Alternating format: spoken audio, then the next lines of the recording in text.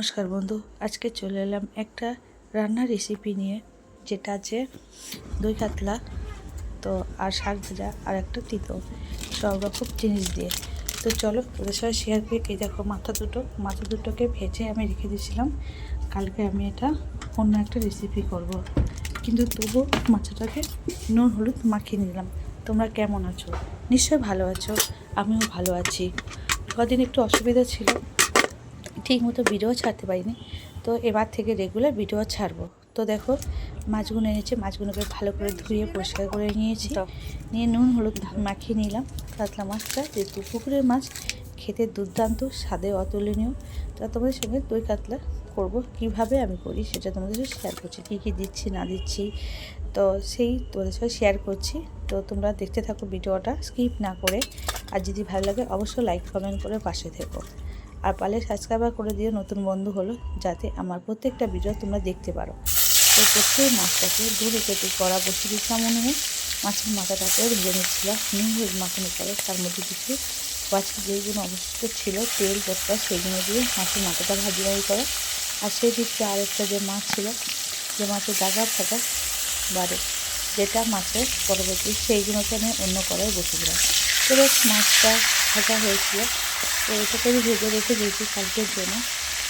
এটা ফ্রিজটা থাকলে বসাতাম, কিন্তু ফ্রিজে এখন রাখা যাবে না, একটু প্রবলেম আছে, আর কারেন্টটাও বারবার যাচ্ছে। তো দেখো মাছের ভাজা করছে, এখানে আমার হাতটা চলে এসছে, তো কিছু করার নেই। আর এদিকে দেখো আরেক পাশে আমি কড়াতে মাছটা অনেকটাই ছিল, তাই জন্য বসিয়ে দিলাম।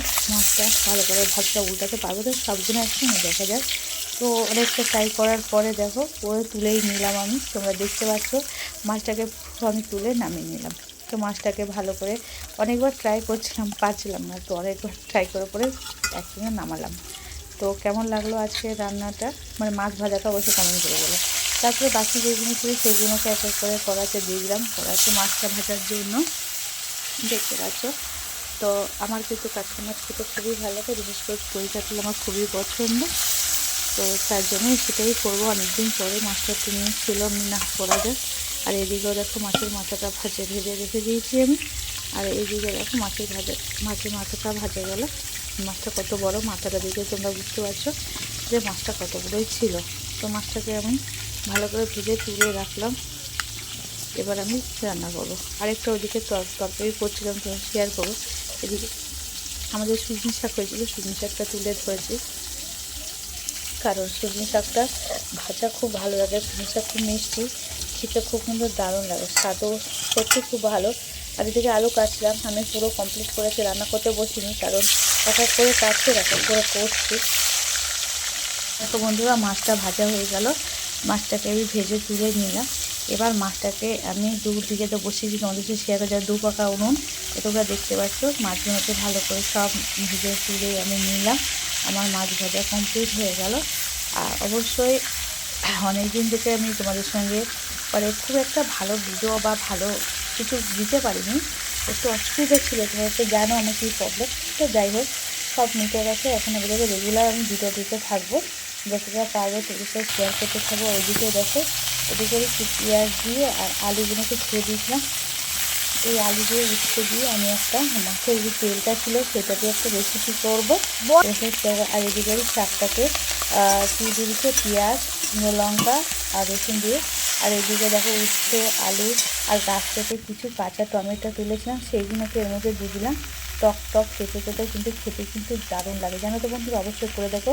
বড় মাছের কানকোনা ফেলে দিয়ে সেটাকে ভালো করে যদি ধুয়ে ভেজে রান্না করো না, খুব ভালো লাগে। আর এদিকে দেখো আমার শাকটাও ভাজা হয়ে গেছে, অবশ্যই কতক্ষণ শাক আর কইটুকুনি হয়ে গেল। আর এদিকে দেখো ওই কাঁচা লঙ্কা, রসুন, আদা আর পেঁয়াজ, এইগুলোকে সব বেটে নিয়েছি অল্প অল্প করে, আর জিরে আর গোটা গরম মশলা। আর এদিকে দেখো তেলটা গরম হতেই আমি সর্ষের তেল দিয়েছি, সাদা তেল নয়, সর্ষের তেলে গোটা একটা তেজপাতা, তার মধ্যে কিছু শুকনো লঙ্কা দুটোকে মধ্যিখানে বরাবর চিড়ে দিলাম, আর তার মধ্যে গোটা কিছু গরম মশলা দিলাম। এবার এটাকে একটু হলে তারপর পেঁয়াজ বাটা দিলাম। পেঁয়াজ বাটাতে একটু মানে নেড়ে নেবে, যাতে কাঁচা পেঁয়াজের গন্ধটা চলে যায়। নাড়ার পরে এক এক করে রসুন বাটা, আদা বাটা আর তার সঙ্গে জিরে বাটা দিয়ে, তোমরা যদি কাশ্মীরি রেড চিলি দাও তাও ভালো, সেটা দেবে। দিয়ে একটু জল দিয়ে ভালো করে একটু কষিয়ে নেওয়ার পরে ফেটে রাখা দইটা দেবে। অবশ্যই তোমাদেরকে পুরোটা দেখাতে পারিনি, কারণ আমার তখন সব কিছু কমপ্লিট হয়নি, এক এক করে দিচ্ছি আর এক এক করে করছি, সেটা তোদের সাথে শেয়ার করছি। এর জন্য পুরো ভিডিওতে আমি দেখাতে পারিনি কী কী নিয়েছি। তো দেখো মোটামুটি আমি সব মশলাগুলো দিয়ে একটু হলুদ, একটু নুন আর একটু রেড চিলি পাউডার দিয়ে আমি এটাকে একটু জল দিয়ে কষিয়ে নিয়েছিলাম। আর ওইদিকে দেখো আমার সবজিটা কিন্তু হয়ে গেছে, কারণ নুন হলুদ দিয়ে আর ওইটা দিয়ে সবজিটা খুবই দারুণ হয়েছে খেতে। ওই যে রেড চিলি লঙ্কা তোমরা দিতেও পারো, না দিতে পারো। আর যখন তরকারিটা ফুটে উঠবে, ওখানে ঝোলটা যখন ফুটে উঠবে তখন তোমরা গোটা কাঁচা লঙ্কাগুলো চিরা সেটা দিয়ে নামিয়ে দেবে। এটা কিন্তু দুর্দান্ত স্বাদের হয়, খেতে কিন্তু দারুণ লাগে।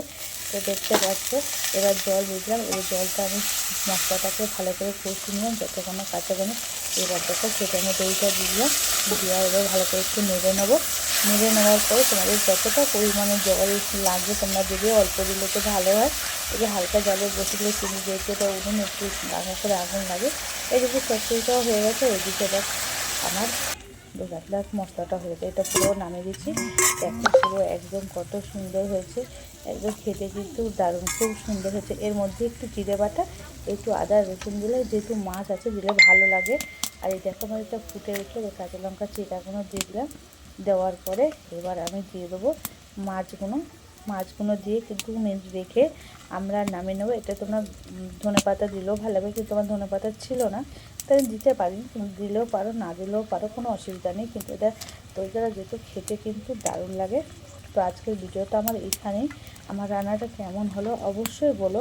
আর এই যে রান্না হয়েছে এই যে কিন্তু বন্ধুরা এক থালা ভাত অনায়াসে খাওয়া যাবে, খুব সুন্দর রেসিপি। আর ঘরোয়া মাছের মানে পুকুরের মাছের যেহেতু আর দেখো হয়ে গেছে, বসে বসে একটু আমি মাখা মাখা ঝোল রেখেছি, যেহেতু অন্য কিছু ঝোল কিছু করিনি।